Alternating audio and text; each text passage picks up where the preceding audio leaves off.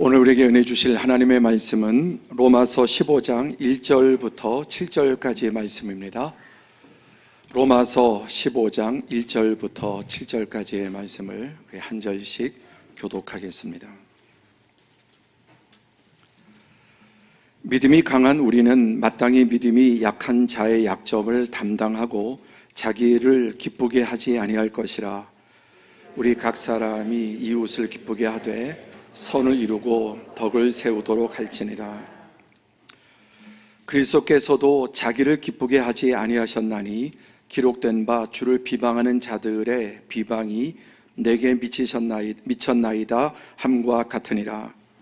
무엇이든지 전에 기록된 바는 우리의 교훈을 위하여 기록된 것이니 우리로 하여금 인내로 또는 성경의 위로로 소망을 가지게 함이니라. 이제 인내와 위로의 하나님이 너희로 그리스도 예수를 본받아 서로 뜻이 같게 하여 주사 한 마음과 한 입으로 하나님 곧 우리 주 예수 그리스도의 아버지께 영광을 돌리게 하려 하노라. 다 함께. 그러므로 그리스도께서 우리를 받아 하나님께 영광을 돌리신과 같이 너희도 서로 받으라. 아멘. 한 주간 평안하셨습니까? 너무너무 반갑고 또 여러분 뵈니까 좋습니다. 오늘도 이 주일 하나님의 또 은혜와 또 평강과 복주심 또 기도의 응답들이 가득한 주일이 되기를 주님의 이름으로 축복합니다. 저는 지난 주일부터 어떻게 참된 그리스도인이 될 것인가 라는 주제로 이제 한 달 동안 말씀을 전하고자 합니다. 모든 것에 참과 거짓이 있듯이 또 우리의 신앙에도 참된 신앙 또 거짓된 신앙이 있다라는 말씀을 드렸습니다. 그리고 참되지 않은 신앙이라면 그것이 도대체 우리에게 무슨 가치와 또 유익이 있겠는가라는 말씀도 드렸습니다. 그런데 거짓에는 크게 두 종류가 있습니다. 첫 번째는 의도적인 거짓입니다. 거짓말하는 것은 가해죠. 남을 의도적으로 속이고 거짓말하고, 지난주 짝퉁 말씀드렸죠. 명품을 일부러 베껴서 속이는 거죠. 두 번째, 거짓의 또 하나 종류는 비의도적인 거짓인데 이것은 거짓에 당하는 겁니다. 속는 것입니다. 에덴에서 사탄은 속이는 자였죠. 의도적으로. 그러나 아담과 하와는 속는 자였습니다. 속이거나 속거나 결과적으로 가해든지 피해든지 거짓의 피해는 크게 됩니다. 그런데 이 거짓의 종류 중에 하나가 오해도 거짓입니다. 오해하는 것도 사실이 아니니까요. 그리고 어떤 환상, 몽상, 이런 망상도 거짓의 한 부류입니다. 특히 우리가 오해하고 있는 것도 인생을 살면서 참 큰 문제입니다. 1년 전에 말씀을 드린 것 같은데 우리 인생의 삶에서 속지만 않아도, 오해만 안 해도 아마 절반의 문제는 풀리지 않을까. 상당히 우리가 오해하고 있는 게 많습니다. 가정에서도 사회에서도. 그래서 내 어떤 생각과 관점으로 볼 때, 얼마 전에 아내와 함께 어디에 갔는데 거기 이렇게 교통 경찰이 안내를 한 거죠. 볼 때 여기는 공적인 자리가 사적인 건물인데 왜 경찰이 안내를 할까? 그럴 리가 없다. 근데 이제 경찰이 아닐 거다. 그런데 옷이나 복장 모든 게 너무나 경찰과 똑같았습니다.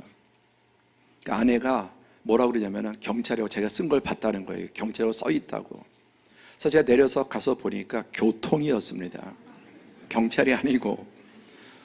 그런데 아내는 이제 경찰이다. 그리고 자기가 그게 봤다는 겁니다. 여기에 경찰이 있을 리가 있나? 왜 사적인 건물에 경찰이 동원돼서 이렇게 할 리가 있겠나? 그런데 속을 만도 한 게 똑같이, 복장이 여러분 보세요. 교통경찰과 또 교통 안내하는 분들이 비슷합니다. 아마 일부러 그렇게 좀 경찰이라고 느끼도록 한 것 같습니다. 그런데 아내가 사실 읽지도 않았는데 읽었다고, 자기가 읽었는데 경찰이라고 그러는 거예요. 그게 뭐냐면 그렇게 생각했기 때문에 눈에 뭐가 씌운 거죠. 그렇다고. 그래서 제가 내려서 보고 이제 읽어보니까 교통인데 그 글자체도 크기도 위치도 똑같이 그 경찰과로 같이 있는 겁니다. 하여간 우리는 살면서 뭐 크고 작은 이런 오해들을 많이 하고 살아갑니다. 하나님의 진리의 말씀은 우리를 속이는 거짓으로부터 또 우리 안에 나의 어떤 생각과 관점으로 만들어진 속는 것도 막아줍니다. 1972년도 가수 남진, 지금의 BTS와 같은 인기였는데 공전의 히트곡을 기록했습니다. 남진하면 떠오르는 게 뭡니까? 바로 님과 함께 저 푸른 초원 위에 그림 같은 집을 짓고 사랑하는 님과 함께 사랑하는 우리 님과 한 100년 살고 싶어. 가난하던 시절, 벌써 50년 전이니까요. 제가 초등학교 때, 근데 그때 그 가사가 일부러 외운 것도 아닌데 지금도 1.1획도 어김없이 기억을 합니다.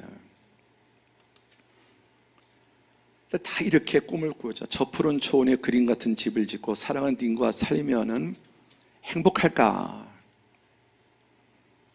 그렇지 않습니다. 평생 저 풀 뽑다가 잔디 깎는 거 장난 아닙니다. 잔디 약 줘야 되고요. 해본 분은 알 겁니다. 전원생활 꿈꾸다가 여러분 전원생활이 정말 그렇게 행복하냐? 그렇지 않습니다. 어디에 살든 정말 부부가 행복하게 살면 행복합니다. 어떤 왕궁 같은 거 살아도.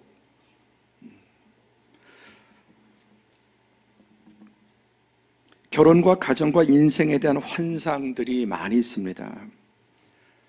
결혼의 최고의 적 중에 하나는 결혼에 대한 그릇된 기대라고 생각합니다. 가정에 대한.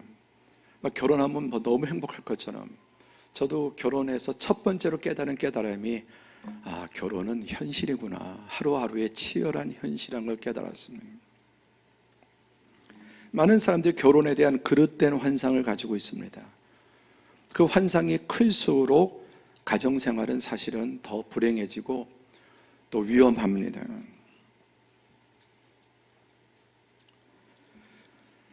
결혼 생활은 빨라야 한 10년은 지나야 조금 뭘 좀 알고 20년, 30년, 그리고 지날수록 정상적인 가정은 행복해지는, 위기도 넘고 오해도 넘고 10년, 20년, 30년. 그런 모든 오해들을 깨고 잘못된 생각들을 깨고 이런 과정들이 많은 시간이 걸립니다. 교회도 마찬가지입니다. 우리는 교회에 대해서 많은 오해를 하고 있어요. 교회는 이럴 것이다, 또 이래야 된다. 그 이유는 뭐냐면은 성경에 대해서 잘 알지 못하기 때문에, 성경은 그렇게 말씀하지 않는데 성경을 일부에 보거나 성경에 뭘 우리가 더 씌웁니다. 아까 교통이라는 것을 틀림없이 경찰로 봤다는 겁니다. 평상시 그 생각을 가지고 있으니까 그렇게 이제 씌운 거죠. 거짓말한 게 아니라 그렇게 보였던 겁니다. 그러니까 우리가 성경을 읽을 때에도 성경이 뭘 말씀하냐를 읽는 게 아니라 내가 원하는 걸 거기에다 이렇게 씌워서 그렇게 읽는 경우가 많습니다.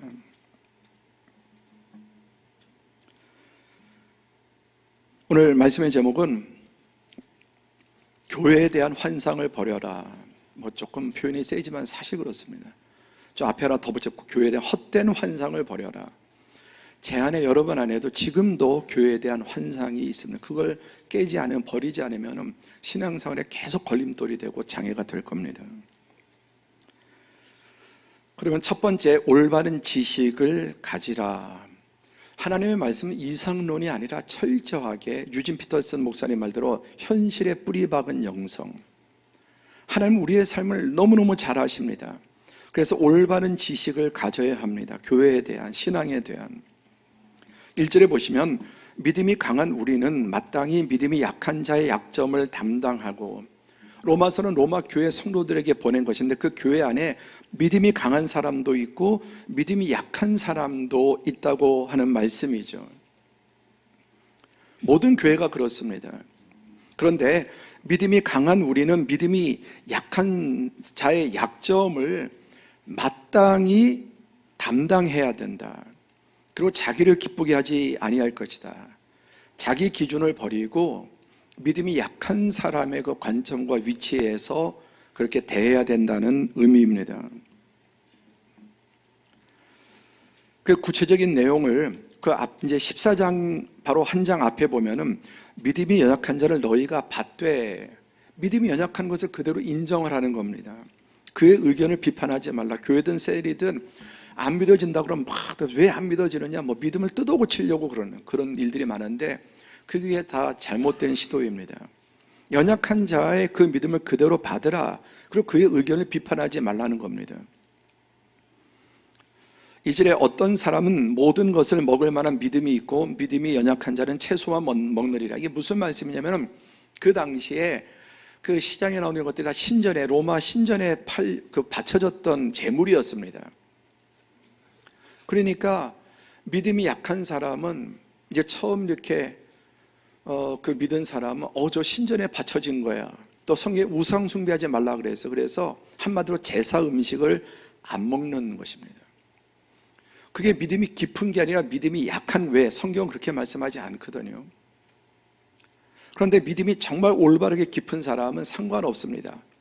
뭐 신전에 바쳤든 뭐에 바쳤든 상관없습니다.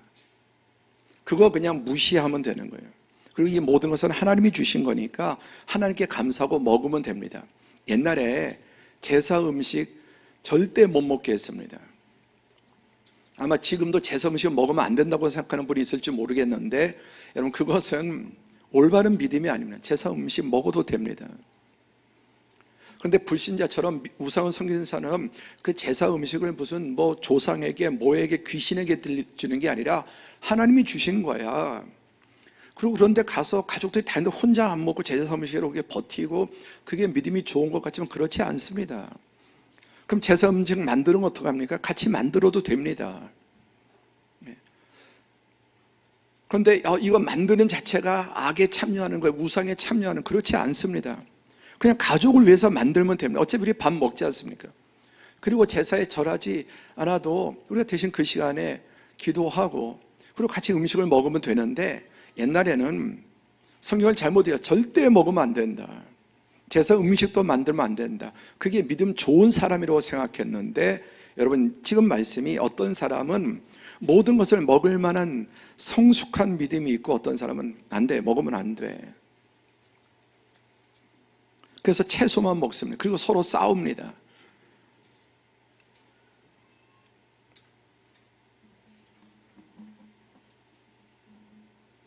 다시 1절로 보시면 믿음이 강한 우리는 마땅히 믿음이 약한 자의 약점을 담당하고, 그럼 정말 옳은 건 뭐냐면은 그까짓 거 상관없는 겁니다. 아무 상관없는 거예요. 그렇죠. 믿음이 정말 좋은 사람은 아직 그렇게 생각하는 그 연약한 믿음을 자꾸만 공격하고 무식해서 그래, 성경을 몰라서 그래, 이런 식으로 하지 말고, 그래 저렇게 지금 열심히 바로 믿으려고 애쓰는구나 하고 그냥 받아들이면 됩니다. 자기를 기쁘게 하지 않은, 남이 나의 의견을 따르고 내 말을 따르고 나를 높여주고 역시 믿음이 좋다, 그게 아니라 그 상대를 배려하는 게 정말 믿음이 좋은 것이라는 말씀입니다.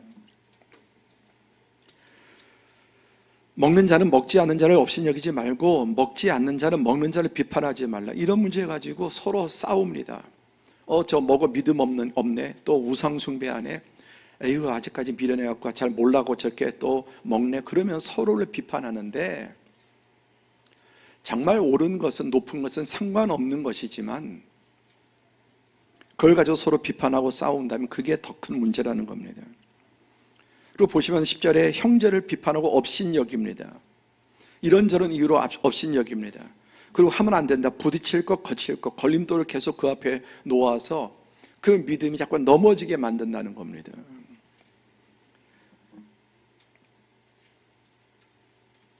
여러분 교회 안에는 다양한 수준의 믿음이 있습니다. 믿음의 수준도 깊이도 차이가 있고 환경도 차이가 있고 나이, 관점, 또 생각의 차이가 있습니다. 그래서 하나의 성경을 보고도 감리교적인 해석, 장로교적인 해석, 침례교적인 해석이 또 다릅니다. 그런데 뭐가 꼭 맞고 뭐가 틀리는 게 아니라 이렇게 저렇게 다양하게 볼 수 있는 겁니다. 그런 것들을 서로 인정하고 존중해야지, 너희는 다 틀렸고 나만 옳다, 이것은 올바른 태도가 아니에요. 성숙한 태도가 아닙니다. 그럼 누가 누구에게 맞춰야 되는가? 이게 중요해요. 우리는 보통 모르는 사람이 아는 사람에게 맞춰야 된다, 믿음이 어린 사람이 높은 사람에 맞춰야 된다고 생각을 하죠. 그렇지 않습니다. 자, 명절 때 아마 가족들이 다 모였어요. 저희도 모였을 때 9명이 모였는데 8명이 모든 초점이 누구한테 주인공이었느냐? 2살 애기예요. 형제들끼리는 그렇게 그냥 얘기하지만 걔 애기 앞에는 전부 다 우쭈쭈 하면서 다들 2살짜리가 돼서 명절의 주인공은 2살짜리 애기였습니다. 그리고 다 그 앞에서는 아무도, 우리끼리 얘기할 때는 편하게 얘기하지만 애기 앞에는 전부 다 우쭈쭈 하고 그렇게 애기 앞에서 이렇게 하는 겁니다. 여러분, 할아버지 할머니가 애한테 우쭈쭈 해야 됩니까? 애기가 할아버지 할머니 앞에 우쭈쭈 해야 됩니까? 그 아이에게, 가장 어린 아이에게 맞추지 않습니까? 그게 진짜 성숙한 것입니다. 왜 그렇습니까? 가장 어린 줄 알기 때문에, 그렇게 해야 그 아이와 그래도 소통이 되는 걸 알기 때문에, 그리고 무엇보다 사랑하기 때문이죠. 그게 옳아서 맞아서, 그게 제일 수준 높아서가 아니라 거기에 맞춰주는 게 상식이죠. 그러니까 교회 안에서도 가장 믿음 좋은 사람한테 맞추는 게 아니라 가장 믿음 약한 사람에게, 어린 사람에게. 근데 셀에 누가 왔는데 이제 초신자인데 뭐 이렇게 하면 그거 틀렸다 저렇게 계속 지적질하고 그러면은 그게 좋은 셀이냐? 아닙니다. 그 셀에 오기 싫죠. 우리도 다 그렇게 하면서 자랐습니다. 예외 없이 1살, 2살, 3살 다 그러면서 자랐습니다.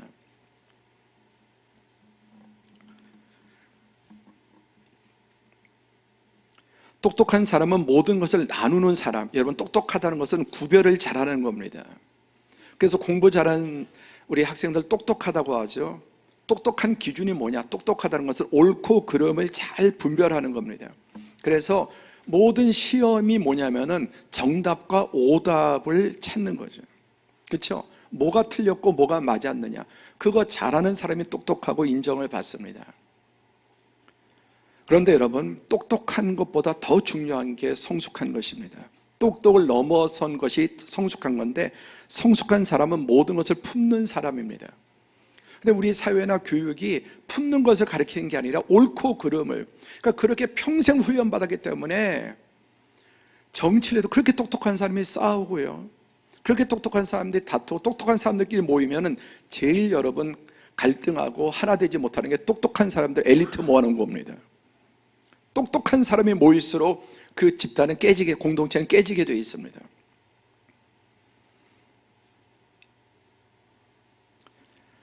교회는 똑똑한 사람들이 모이는 것이 아니고, 교회는 그리스도 안에 점점 더 옳고 그름을 나누고 판단하고 비판하고 공격하는 것이 아닙니다. 성숙한 사람은 모든 것을 품습니다. 이 장수들 가운데 여러분 용장이 있죠.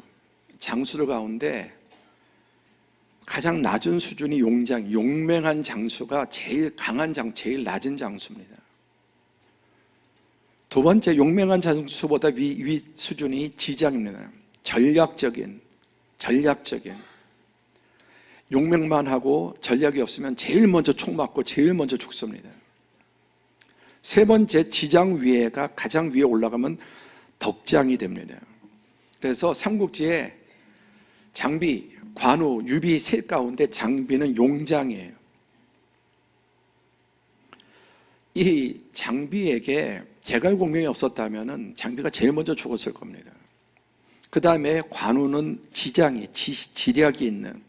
근데 누가 형입니까? 유비는 덕장이에요. 용장 위에 지장이 있고 지장 위에 덕장이 있습니다. 그런데 제일 밑이 뭐냐? 쫄장부라고 그래요. 쫄장부.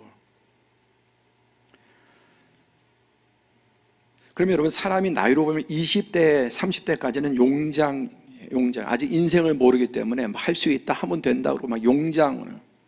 근데 사람이 40대 정도 들어오고 50대 되면은 이제 지장이 돼요. 지혜가 있어야 돼요. 그 다음에 60대, 70대가 되면 나이가 들수록 덕장이 돼야 되는데 의외로 쫄장이 많아져요. 쫄장. 마음이 좁아지고 시험 잘 들고 잘 삐지고 서로 말하지 않고 풀지 않고. 근데 정말 특단의 노력을 기울이지 않으면 나이가 들수록 대부분 쫄장이 돼버립니다. 여러분은 지금 어디에 가깝다고 생각하십니까? 한 45세 돼 아직도 뭐 불가능 없다고 막 이렇게 하는 분은 아직까지, 한 40쯤 되면은 이게 다 그런 게 아니구나. 올라갈수록 덕장이 돼요. 교회 안에서도 믿음의 용기를 가지고 믿음으로 막 이렇게 처음 믿을 때는 그렇게, 그러나 하나님의 말씀에 지식을 더하고 믿음 위에 지식을 더하고 지식 위에 그리고 마침내 그리스도의 장성한 분량은 덕장이 돼, 덕이 있는 사람, 품을 줄 아는 사람.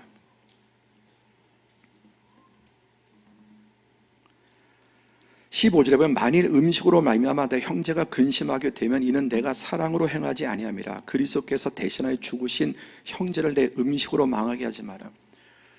그거 별로 중요한 것도 아니고 먹어도 그만 안 먹어도 그만. 그런데 가장 낮은 수준의 것을 가지고 가장 높은 수준의 예수 그리스도께서 그를 위해서 죽으셨는데 그를 시험에 들게요. 아무것도 아닌 것 때문에 따지고 또 서로 책망, 그래서 시험 들고.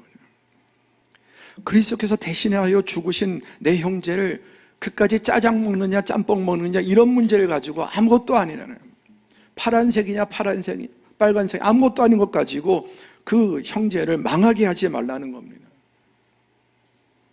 근데 그게 중요한 줄 알았는데 사실은 아무것도 아니었던 거예요. 아무것도. 하나님의 나라는 먹는 것과 마시는 것이 아니요 오직 성령 안에 있는 의와 평강과 희락이니라.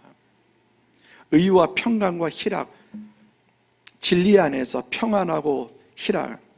그러니까 다시 한번 그 제사 음식은 진리의 문제가, 진리의 깊이가 아니면 그건 아무것도 없는 초월하는 겁니다. 그게 진정한 의, 자유한 것입니다. 그리고 평강과 평화는 화평하고 그리고 기쁨이 있는 것입니다. 이로써 그리스도를 섬기는 자는 하나님을 기쁘시게 하며 사람에게도 칭찬을 받느니라. 덕장이 되는 것이죠. 그러므로 우리가 화평의 일과 서로 덕을 세우는 일을 힘쓰나니 이게 가장 높은, 화평케 하는 자는 하나님의 아들이라 일컬음을 받는 것입니다. 온통 우리가 사회, 직장, 가정에서도 부부, 형제 사이에도 아무것도 아닌 문제 가지고 자존심 가지고 작은 이권 가지고 갈라서고 관계를 심지어 끊고 살고 이런 일들이 여러분 보면은 사소한 것에 목숨을 거는,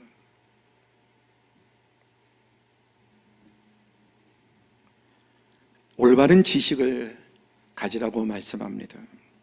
성경 우리에게 결코 과도한 넘사벽의 요구를 하지 않습니다. 예수님은 닮아가는 것 평생의 과제고 죽을 때까지 완성되지 않습니다. 절대로 완성되지 않습니다. 얼마만큼 조금 더 닮고 덜 닮았느냐 뿐이지 우리는 죽을 때까지 미완성이에요. 우리 모두는 죽을 때까지 아직 공사 중이지 준공 여러분 증이 나오지 않습니다. 그러니까 임시, 우리 교회도 완공되기 전에 임시 사용 허가증을 줍니다. 아직 완성 안 됐지만 이 정도 되면 그래도 들어가서 입주해서 살아도 위험하지 않겠다. 그러면 그 정도 되면은, 건축이 한 80% 이상 되면은 완공 안 돼도 임시 사용 허가증을 주더라고요. 우리는 다 임시 사용 허가증을 가지고 살아가는 사람이지 준공 검사 받은 사람들이 아닙니다.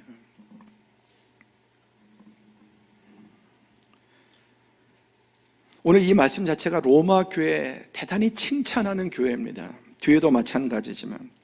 두 번째는 올바른 목표를 가지라는 겁니다. 올바른, 아까 허황을 버리고 교회에 대하거나 결혼에 대한 거나 하여튼 이거 깨지 않으면 여러분 그것 자체가 우리를 불행한 쪽으로, 힘든 쪽으로 몰고 갑니다. 잘못된 지식 생각. 그래서 올바른 지식 속에 올바른 목표를 가져야 합니다. 그게 소망, 허황이 아니라 소망이죠. 다시 1절로 돌아가서 우리 각 사람이 이웃을 기쁘게 하되, 어떤 목표를 가지냐, 잠깐 판단질하고 지적질하지 말고 이웃을 기쁘게 하는. 여러분, 부부간에도 자꾸만 판단하고 지적하고 옳고 그름 따지면 그 부부 불행해지지 나아지지 않습니다. 그리고 자식들을 망가뜨리는 제일 좋은 방법은 자꾸만 야단치는 거예요. 그 부모의 기준으로, 부모의 그 수준에서 끌어올려 주려고 하는 소리지만, 여러분, 그렇게 하면 관계도 깨지고 더 커요. 제일 좋은 게 뭐냐? 우쭈쭈 우쭈쭈. 근데 그럼 버릇 나빠진다고 하세요. 본을 보이면 됩니다. 가르치는 게 아니라 본을 보이면 되는데, 본은 안 보이면서 계속 가르치라고 지적질하고, 목적은 좋아요. 바로 키우려고, 반듯하게 올바르게 키우려고, 믿음으로 키우려고 하는데 정반대의 결과가 나타나는 거예요. 어떻게 하면 남편을 기쁘게 할까, 격려할까, 아내를 기쁘게 할까, 자녀들을 어떻게 하면 좀 기쁘게 하고 자신감 있게 할까. 우리는 좋은 목적을 가지고 안 좋은 일들을 많이 합니다. 자, 선을 행하고 덕을 세우도록 해라. 그에게는 선을 행하고 나는 덕을 보이는, 본을 보이는 겁니다.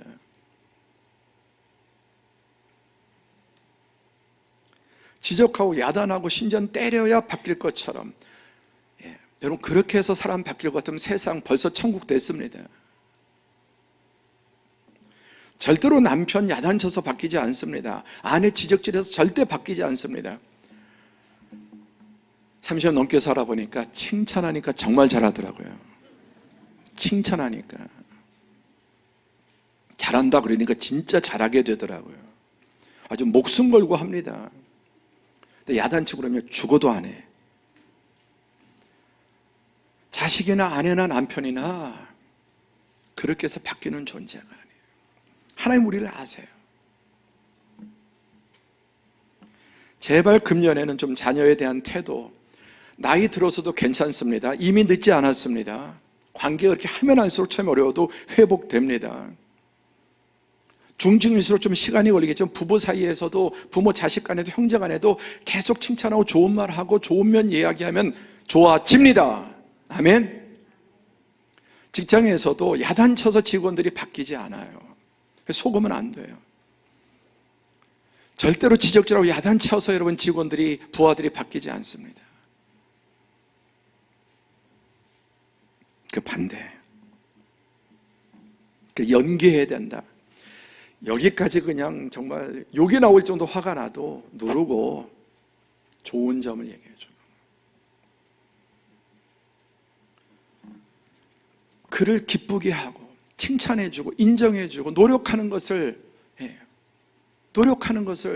최소한 노력하지 않습니까?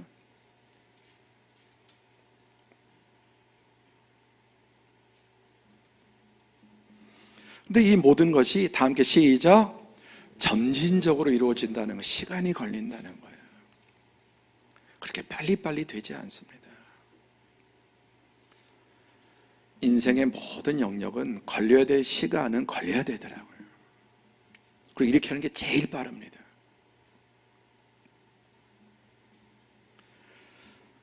이미 우리가 하나님 나라가 주어졌지만 아직 완성되지 않고 점진적으로 그 사이에 어느 날 갑자기 확 밝아지는 게 아니라 점진적으로 어둠에서 빛으로 나오는 것입니다. 아이가 자라듯이 우리가 무엇을 배워도 이렇게 조금 빠르고 늦고는 있지만은 꾸준하게 점진적으로 가는 것입니다. 나라가 임하시오며, 우리 금년에 표어죠. 하나님 나라가 임하시오며. 여기에 대한 오해가 뭐냐? 하나님 나라가 이루어졌으면 왜 기도하겠습니까? 이게 우리의 가장 갈망이 되어야 된다고 했잖아요. 하나님 나라가 임하지 않았기 때문에 임하게 해달라고, 점점점 임하게 해달라고 그렇게 기도하라는 것이지 않습니까? 누가복음 17장 20절 21절에는 하나님의 나라는 너희 안에 있다. 그러니까 이 말을 우리가 오해를 하는 거예요. 이것은 씨앗으로 이제 시작으로 있는 것이지 완성되는 게 아닙니다. 너희 안에, 하나님 나라 너희 안에 있다는 게 보니까 완전히 이건 완전히 막이 뭐 하는 것 같아. 그렇게 보일 수도 있습니다. 너희 안에 있는데 완성된 채로 있는 게 아니라 이것이 이제 조금 씨앗으로 주어져서 싹이 나고 자라고 꽃이 피고 결국 열매 맺어가는 과정입니다. 이것을 에베소서 2장 20절에 너희도 성령 안에서 하나님이 거하실 처소가 되기 위하여, 이미 우리 안에 계시지만 더 풍성히 강력하게 임하기 위해서, 되기 위하여, 아직 완성되지 않았습니다. 그 다음에 감사 시작. 그리스도 예수 안에서 함께 지어져 가는 일. 함께 지어져 가는 과정에 싸움도 있고 다툼도 있고 시험도 들고 그러는 겁니다. 다투기도 하고 시험도 들고 지어져 가는 과정입니다. 근데 이런 것이 그냥 교회는 천국이고 다 뭐 이렇게 예수님이 모인 것처럼 그렇지 않습니다. 되기 위하여. 그래서 이런 과정을 잘 고비를 이기면 신혼보다 여러분 40대, 50대, 60대가 훨씬 행복해요. 신혼은 잠깐이지만 이렇게 지어지면 그냥 일상의 삶이 돼버려요. 가정이 그렇게 돼버리는 거예요. 신혼은 꿈같이 지나가지만 그 다음부터 정말 불행한 그런 시간이 오는 게 아니라 이걸 잘 이기고 넘어서면 가면 갈수록 무르익고 성숙해지고, 그래서 하루하루가 가정이 천국이 되는 겁니다.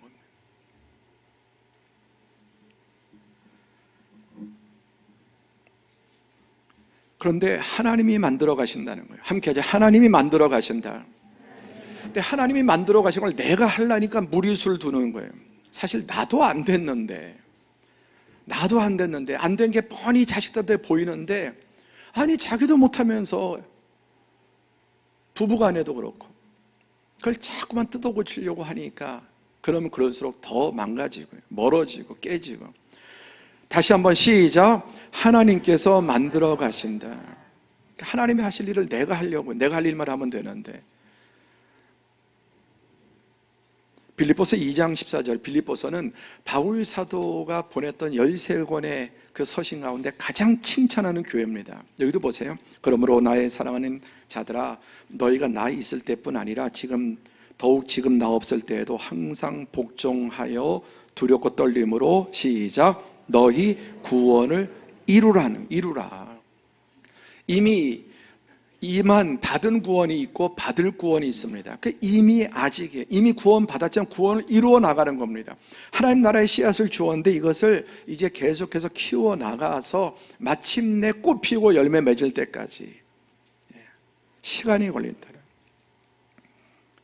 그런데 이 모든 것에 누가 합니까? 13절 시작. 너희 안에서 행하시는 이는 하나님이시니 자기의 기쁘신 뜻을 위하여 너희에게 소원을 두고 행하게 하시나니 모든 일을 원망과 시비 없이 하라.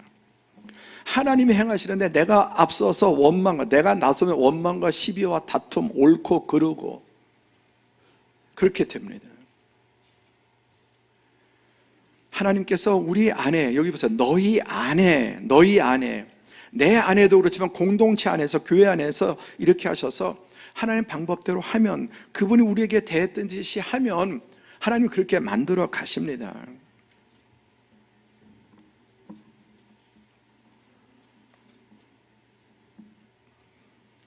이 빌립보 교회가 가장 칭찬받는 교회였음에도 불구하고 아직까지 어떻습니까? 완성되지 않았기 때문에 나 있을 때뿐만 아니라 없을 때에도, 없으니까 벌써 교회가 달라졌다는 거지 않습니까?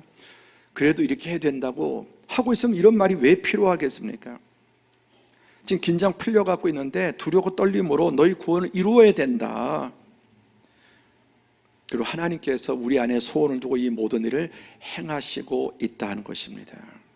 그럼 우리가 할 일은 원망과 시비 없이 사랑과 선행으로 서로 격려하고 이해하고 위로하고 기다려주고 하는 것이죠.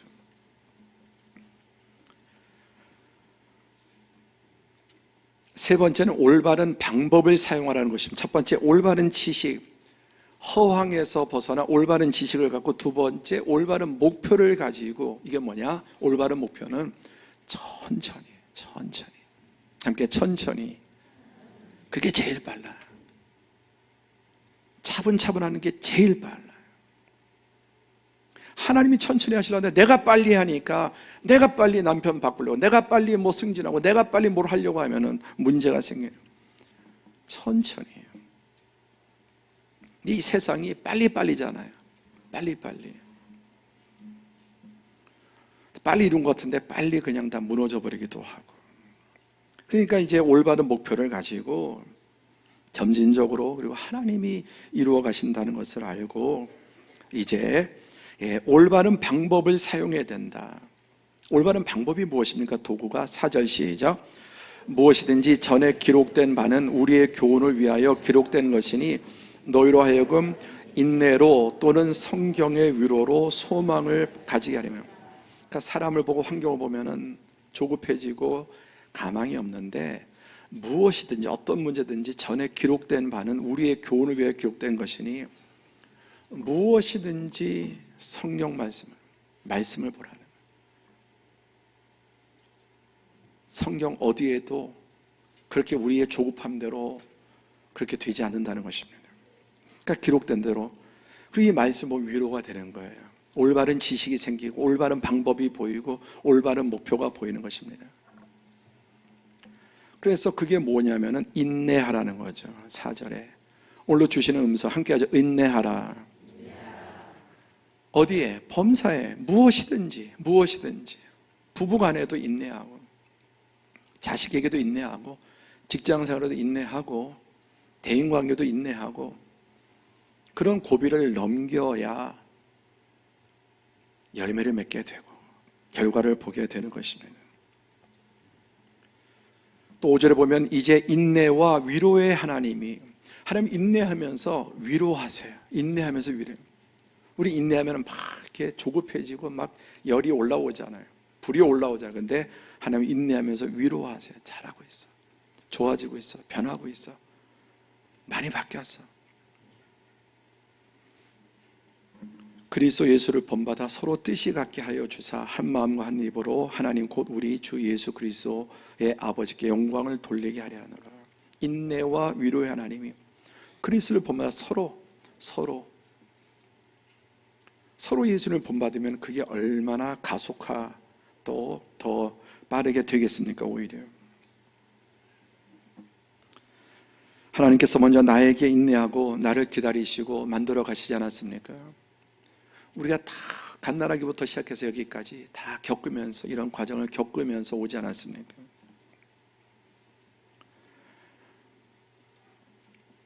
실제로 그러므로 그리스도께서 우리를 받아 하나님께 영광을 돌리심과 같이 너희도 서로 받으라. 아멘. 받는 거예요. 서로 받는 거예요. 연약한 부분을, 부족한 부분을, 모자라는 부분을 하나님께서 예수님 안에서 우리를 받으신 것처럼 우리도 서로를 받고 용납하는 것입니다.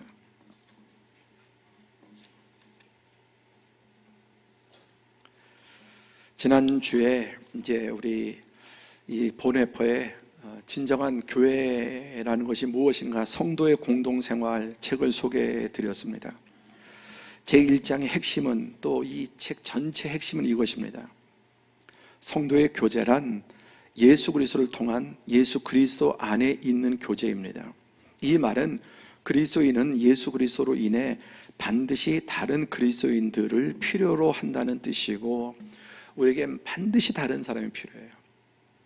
세상도 인간은 사회적인 존재예요. 여러분은 반드시 다른 그리스도인이 필요합니다. 없었으면 여러분 자신이 누구도 존재할 수 없어요. 이미 다른 그리스도인 때문에 내가 그리스도인이 됐고, 또 정말 성숙한 그리스도인이 되는 과정에는 반드시 다른 사람이 필요합니다.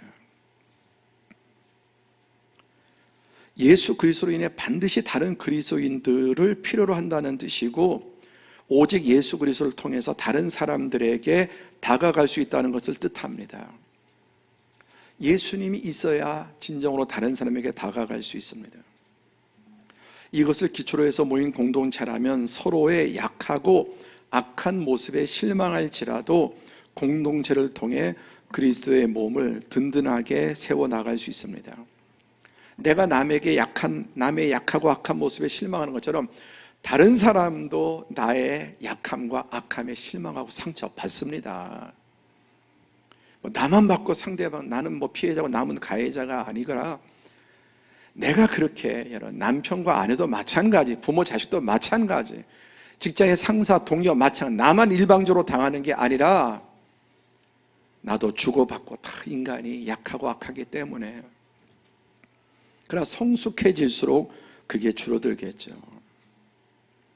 실망하지만 공동체를 통해 그리스도의 몸을 든든하게 세워나갈 수 있습니다. 왜냐하면 서로를 통해 본연의 모습을 발견하는 가운데 공동체에 주어진 약속을 붙들기 시작하기 때문입니다.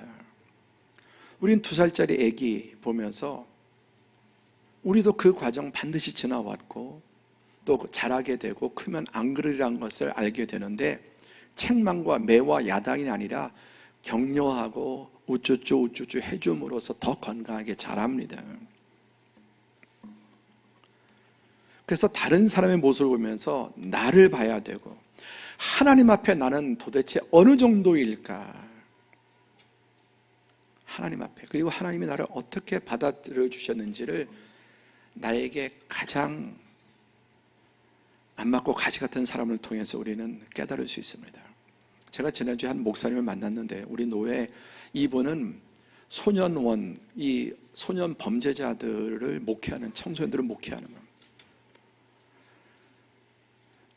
그렇게 사랑하고 해도 또 범죄, 재범, 또 찾아오고 또 이렇게 지치게 되죠. 제가 그러면서 느낀 게, 정말 하나님의 음성을 들었는데, 우리 교회에서 이해하고, 우리 교회에서 우리 교회에서 가장 못된 분이 그 교회 가면 제일 착할 거예요. 제가 그걸 깨달았어요. 우리 교회에서 제일 힘든 분이 있다. 그런 분도 없지만 그런 분이 있어도 그 교회 가면 제일 모범이고 제일 착할 거라고요.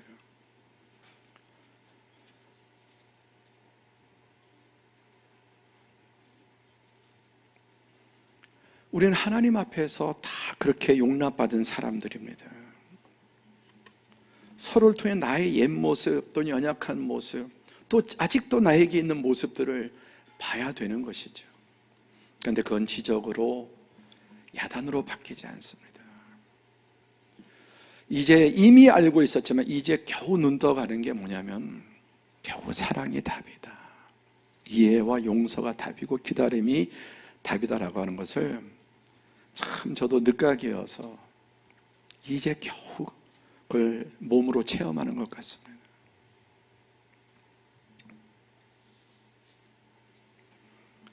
이렇게 약속을 붙들며, 하나님의 말씀을 붙들며 공동체를 사랑하는 사람은 공동체 안에 있는 지체들 지배하려는 모든 시도를 포기합니다. 어떤 이유로든지, 남자로 심지어 나이로, 또 내가 배운 걸로, 신학의 경력으로, 직분으로, 이거 사회생활도 마찬가지, 어떤 것으로도 어떤 이유로도 사람을 지배하려고 하지 않습니다. 모두가 전체 교회의 한 부분이라는 것을 이해할 수 있고 그 안에서 어떠한 차별의 구실도 인정하지 않게 됩니다. 이러한 사랑이 가능하느냐, 그렇지 않느냐에 따라 모든 공동생활의 존폐가 달려있으니, 이건 가정도 직장도 교회도 마찬가지입니다. 그래서 성경은 사랑이 제일이다, 사랑이 없으면 아무것도 아니에요.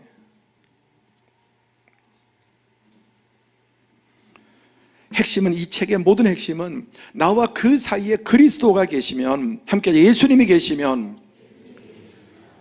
부부 사이에 예수님이 안 계시면, 부모 자식 간에 예수님이 안 계시면 나와 가장 유독 안 맞는 사람이 있거든요. 그러나 예수님이 계시면 그 사람도 받아들일 수 있고요. 하나님이 제일 안 맞는 사람이 여러분, 저와 여러분 한 사람 한 사람이에요. 세상에 하나님 앞에 가장 싫고 가장 하나님과 안 맞는 사람이 여러분 한 분 한 분이세요. 그거 아십니까? 그런데 그 예수님이 계시기 때문에 예수님 안에서 쿠션. 인생에 여러분, 쿠션이 없는 사람은 인생을 참 자기도 힘들고 남도 힘들게 만드는데, 이 최고의 쿠션이 사랑이에요. 사랑. 하나님이 세상을 이처럼 사랑하사, 예수 그리스도라는 쿠션이 있기 때문에 하나님과 인간이 부딪히면은 인간은 여러분 존재할 수 없어요. 예수님 때문에. 나는 하나님이 보시기에 그래도 괜찮고 그렇게 생각한다면 여러분, 신앙생활 처음부터 다시 해요. 처음부터. 우리는 누구나 의인은 없나니 하나도 없으며 하나님이 제일 싫어하는 스타일들이 다 우리 한 사람 한 사람 다 가지고 있는 거예요. 그러나 예수님 안에서 용납하시는 것입니다. 그래서 이 쿠션을 가지고 부부 사이에서도 예수님 계시면 그 집안 여러분 해결되고, 자녀 사이에도 이 쿠션, 이웃과도 나랑 가장 안 맞는 사람, 가장 자꾸만 걸리는 사람도 이 쿠션이 있느냐 없느냐. 이 디스크가 뭐냐면 여러분, 관절염, 이 쿠션이 망가진 거잖아요. 이 연골이 없어져요. 고통이 말도 못합니다. 자기 마음속에 영속에 쿠션이 없는 사람은 계속해서 고통을 주고받게 되는 상호간이에요. 하나님 나라는 이미와 아직 사이에 점진적입니다. 교회가 그렇습니다.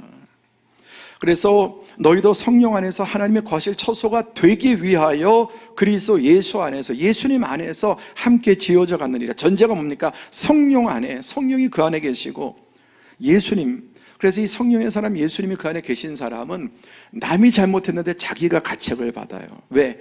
잘못하고 계속 미울 짓을 골라서 해서 미워하지만 그래도 그러면 안 돼. 그래도 품어야 돼.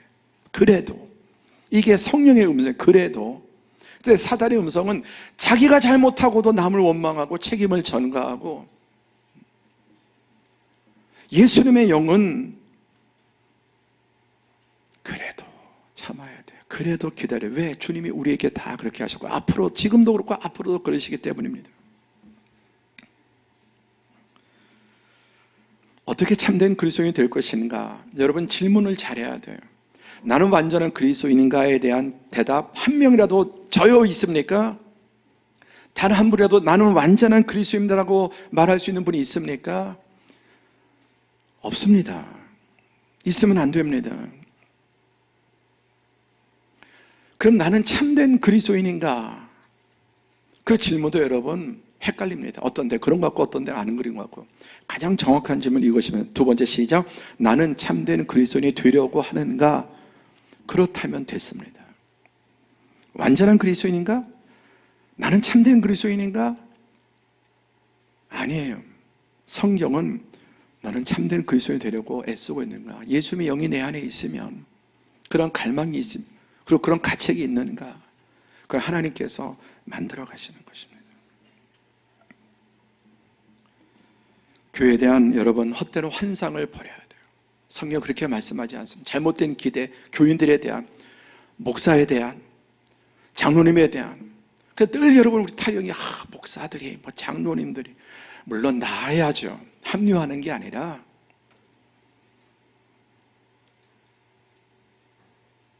다 그렇게 만들어져 가는 과정임을 알아야 합니다. 기도하겠습니다. 최종적으로는 만들어진 결과가 가장 아름답지만 하나님은 그 고난의, 고통의 과정, 싸우고 인내하는 과정도 아름답게 보십니다. 형제가 연합하여 동거하는 것이 천국을 말하는 게 아니에요. 시험도 들고 상처도 있고 참 힘들지만, 그러나 예수님 때문에, 성령의 음성 때문에 인내하고 용서하고, 상대가 잘못했는데도 성령님은 나를 가책하시고, 그 과정을 더 귀하게 보세요. 오직 내가 가는 길을 그가 아시나니 그가 나를 단련하신 후에는 내가 정금같이 나오리라. 여러분 자신에 대해서도 저 여유를 가지세요. 인내하세요. 자신에 대해서도 하나님 만들어 가세요. 그리고 가족의 여러분, 남편, 아내, 부모, 형제, 자녀, 자식들 다 그렇게 해서 되는 게, 교회도 어느 곳이나 마찬가지입니다. 주님은 이렇게 만들어 가실 것을 믿고, 약함을 긍휼히 여기고 악함을 우리가 용서하고 받아들여 가면서 만들어져 가는 것입니다. 오늘 주신 말씀 가지고 기도할 때, 주님, 교회에 대한 환상, 교인들에 대한 환상, 목회자에 대한 환상, 장로님들, 교회 중직들 상처받았다, 실망했다, 그 마음 바꾸셔야 합니다. 원래 그렇게 되는 겁니다. 주님, 다시 마음을 바꾸고 함께 지어져고 만들어져 가는, 그렇게 할 때 가장 빠르고 가장 아름답게 함께 지어져 갑니다. 그런 교회가 되게 해주시고 나의 인식을 바꾸게 주옵소서. 함께 기도하겠습니다.